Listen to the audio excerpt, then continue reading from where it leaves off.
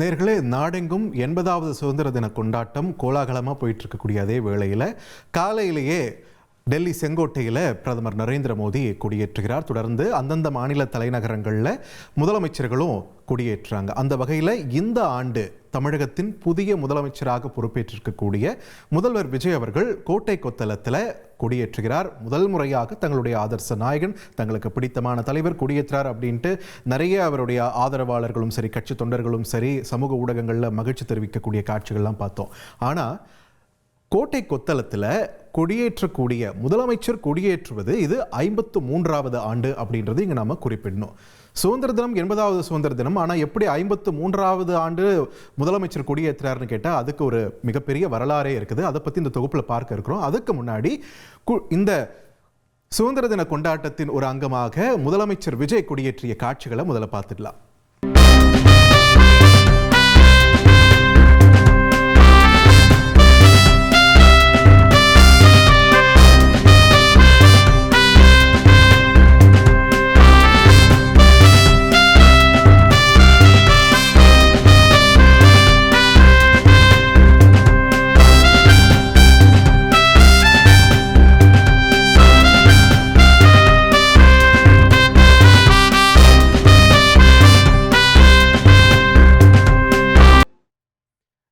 ஆண்டுகளில் 53 ஆண்டுகளாக தான் முதலமைச்சர் கொடியேற்றிருக்கார் அப்படின்னா அதுக்கு முன்னாடி யார் ஏத்துனா அப்படின்ற ஒரு கேள்விக்கான பதிலை பார்க்கறதுக்கு முன்னாடி ஒரு சின்ன ஃப்ளாஷ்பேக் போயிடலாம்.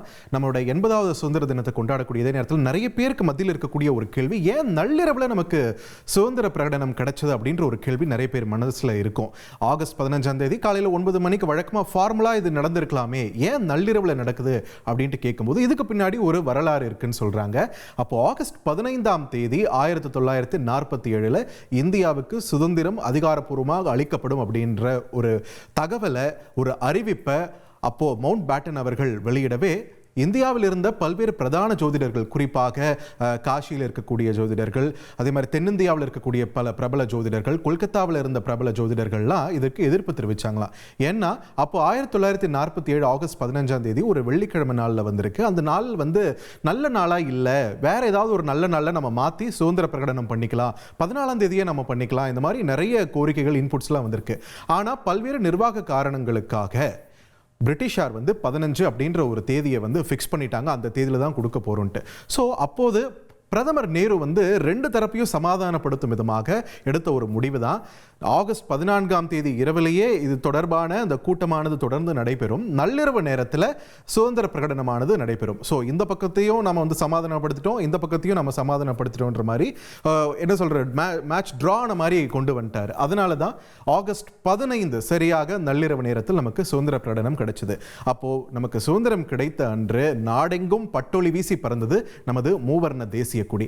ஆனா பாருங்க, ஆகஸ்ட் 15 1947 ஏற்றப்பட்ட தேசிய கொடிகள்ல சென்னையில் மட்டும்தான் நீங்க அந்த தேசிய கொடியை பார்க்க முடியும், வேற எந்த இடத்துலையுமே பார்க்க முடியாது. இப்போ நீங்க திரையில பாக்குறீங்க இல்லையா, ஃபுல் ஸ்கிரீன்ல பாப்பீங்க, அந்த ஒரு கொடி இருக்கு இல்லையா, கொஞ்சம் நிறம் மங்கின மாதிரி இருக்கு. அது ஏதோ தவறான பிக்சர் எடுத்துட்டோம்னு நினைக்காதீங்க, அதுதான் ஒரிஜினல் கொடி.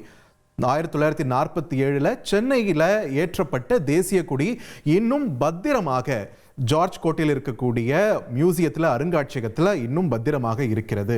ஸோ சென்னையை தவிர்த்து மற்ற இடங்களில் ஏற்றப்பட்ட கொடி நாளடைவில் அந்த துணி இத்து போச்சு, இந்த மாதிரியான ஒரு சூழல் வந்துருச்சு. ஆனால் சென்னையில் மட்டும் அதை போற்றி பாதுகாத்துட்டு வரோம். இப்போ நீங்கள் திரையில் பார்க்குறீங்க இல்லையா, ஒரு 2 புகைப்படங்களை பார்க்குறீங்க. இதை ஃபுல் ஸ்க்ரீனில் பார்த்தீங்கன்னா தெரியும். முதல் புகைப்படம் சுதந்திரம் நமக்கு பெற்ற காலத்தில் கோட்டை கொத்தளத்தில் ஏற்றப்பட்ட கொடி, அது பறக்கக்கூடியது. ரொம்ப ஒரு பழைய புகைப்படம் தான். இன்னொரு பக்கம் இங்கே அருங்காட்சியகத்தில் வைக்கப்பட்டிருக்கக்கூடிய அதே தேசிய கொடி ரொம்ப பத்திரமா நம்ம பாதுகாத்துட்டு வரோம், ஒரு கண்ணாடி பேழைக்குள்ள வச்சு. ஸோ ஒரு ஸ்பெஷல் மொமெண்டா தான் இருக்கு. இந்தியாவிலே வேற எங்கேயுமே நீங்க பார்க்க முடியாத அந்த கொடி, வரலாற்று நினைவு இங்க சென்னையில மட்டும்தான் பார்க்க முடியும் அப்படின்றது ஒரு முக்கியமான ஒரு தருணம். அதே நேரத்தில் இப்போ கோட்டை கொத்தளத்தில் தேசிய கொடி ஏற்றக்கூடிய 6வது முதலமைச்சர் ஜோசப் விஜய். என்னங்க 53 வருஷமா தான் முதலமைச்சர்கள் ஏற்றிட்டு இருக்காங்கன்னு சொல்றீங்க, 6வது முதலமைச்சர் ஜோசப் விஜய்னு சொல்றீங்களே, குழப்பறீங்களே அப்படின்னு கேட்டால் அதுக்கான பதிலுமே நான் உங்களுக்கு சொல்லிடுறேன். அந்த வகையில் தேசிய கொடி ஏற்றுவது தொடர்பாக முன்னாடி இருந்த நடைமுறை என்ன தெரியுமா? குடியரசு தினத்தை பொறுத்த வரைக்கும் இப்போது நம்ம என்ன பார்த்துட்டு இருக்கோம், டெல்லியில் குடியரசுத் தலைவர் கொடியேற்றுவார், இங்கே மாநிலங்களில் தலைநகரங்களில் ஆளுநர் கொடியேற்றுவார். அப்போ எப்படி இருந்திருக்குன்னா டெல்லியில் பிரதமர் கொடியேற்றுவார். ஆனால் மாநில தலைநகரங்களில் அப்பயும் ஆளுநர் தான் கொடியேற்றிட்டு இருந்திருக்காரு. முதலமைச்சருக்கு அந்த வாய்ப்பு கிடைக்கவில்லை. இன்னும் சொல்ல போனால் மாவட்ட தலைநகரங்களில் இந்த ஆட்சியர்கள் இருக்காங்க இல்லையா, கலெக்டர்ஸ், அவங்க கூட கொடியேற்ற உரிமை இருந்துச்சு. ஆனால் முதல்வர்களுக்கு இல்லை. இதை முதல்ல குரல் கொடுத்தது யாருன்னு பார்த்தா முன்னாள் முதலமைச்சர் திரு மு கருணாநிதி அவர்கள். மக்களால் தேர்ந்தெடுக்கப்பட்ட முதலமைச்சர்களுக்கு தேசிய கொடியேற்றும் உரிமை வழங்கப்பட வேண்டும்னு தான் பதவியேற்ற 1969 முதலே தொடர்ந்து குரல் கொடுத்து வந்தார் கருணாநிதி அவர்கள். தொடர்ந்து 1974 இது சம்பந்தமாக அப்போதைய பிரதமர் இந்திரா காந்திக்கும் இந்த கோரிக்கைகள்லாம் முன்னிறுத்தி வலியுறுத்தி ஒரு கடிதம் எழுதுகிறார். ஜூலை 1974 அதுக்கு இந்திரா காந்தி அவர்களும் ஒப்புதல் கொடுக்கவே ஆகஸ்ட் 15 1974 இந்தியாவில் தேசிய கொடியேற்றிய முதல் முதலமைச்சர் என்ற பெருமையை பெற்றார் மு கருணாநிதி அவர்கள். கலைஞர் கருணாநிதி அவர்களுடைய இந்த ஒரு முன்னெடுப்பு தான் இன்னைக்கு எல்லா மாநிலங்களிலுமே முதலமைச்சர்கள் கொடியேற்றக்கூடிய ஒரு சூழலை ஏற்படுத்தி தந்திருக்கு அப்படின்றதையும் இங்க நம்ம கண்டிப்பா குறிப்பிட்டே ஆகணும். ஸோ அந்த வகையில் பார்க்கும்போது தமிழகத்தில் தேசிய கொடியேற்றிய முதலமைச்சர்கள் யாருன்னு பார்த்தீங்கன்னா முதல்ல ஆப்வியஸ்லி திரு கலைஞர் மு கருணாநிதி அவர்கள், தொடர்ந்து எம்ஜிஆர் அவர்கள், தொடர்ந்து ஜெயலலிதா அவர்கள், இவங்கெல்லாம் கொடியேற்றினாங்க. அவங்கள தொடர்ந்து எடப்பாடி கே பழனிசாமி அவர்கள், தொடர்ந்து மு க ஸ்டாலின் அவர்கள், தற்பொழுது முதலமைச்சர் ச ஜோசப் விஜய் அவர்கள். ஸோ 6 பேர் தான் ஏற்றிருக்காங்க. இடையில ஒரு 2 பேர் மிஸ் ஆகுதே அப்படின்னு நீங்க கேட்கறது எனக்கு புரியுது. தமிழகத்தின் முதல் பெண் முதலமைச்சரான ஜானகி அம்மாள் அவங்க பார்த்தீங்கன்னா ஜனவரி மாதம் முதலமைச்சராக பொறுப்பேற்றாங்க. மிக குறைந்த நாட்கள், 23 நாட்கள் தான் அவங்க முதலமைச்சராக இருந்தாங்க. ஸோ ஆகஸ்ட்ல அவங்க முதலமைச்சராக இல்லை. ஸோ அவங்க குடியேற்றல. இன்னொருத்தர் முன்னாள் முதலமைச்சர் ஓ பன்னீர்செல்வம் அவர்கள் 3 முறை முதலமைச்சராக இருந்திருக்காரு. முதல் முறை செப்டம்பர் மாதம் பதவியேற்றாரு. ஆனால் மார்ச் அவர் வந்து பதவி விலகினார். அடுத்த முறை செப்டம்பர் மாதம் மறுபடியும் பதவியேற்றாரு. ஆனால் மேல் அவர் பதவி விலகினார். அடுத்த முறை டிசம்பர்ல இருந்து ஜனவரி பிப்ரவரி வரைக்கும் இந்த காலகட்டத்தில் இருந்திருக்காரு.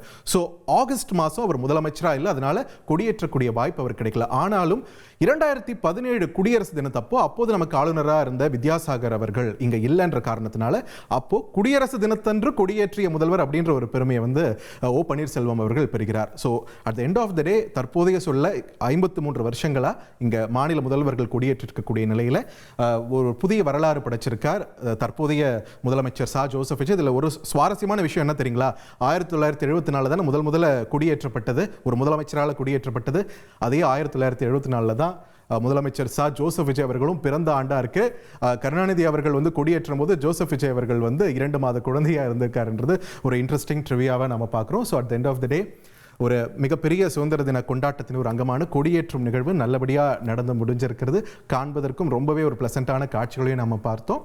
அண்ட் இவ்வளவு போராட்டத்தை முன்னெடுத்து தமிழ்நாடு வாங்கி தந்த இந்த உரிமை மற்ற மாநிலங்களையும் இப்போ பிரதிபலிக்குது இல்லையா? ஸோ மற்ற மாநிலங்களை சேர்ந்த முதலமைச்சர்கள் கொடியேற்றின காட்சிகளை இப்போ பார்த்துடலாம்.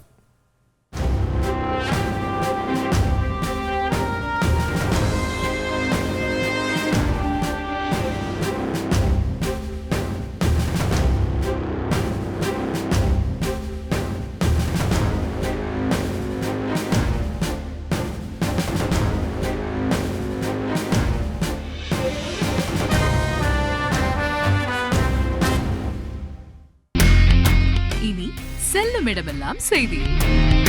தந்தி டிவியின் வாட்ஸ்அப் சேனலை ஃபாலோ பண்ணினா செல்ல இருக்கும் இடமெல்லாம் செய்தி. இதோ QR கோட் இப்பவே ஸ்கேன் பண்ணுங்க, ஃபாலோ பண்ணுங்க.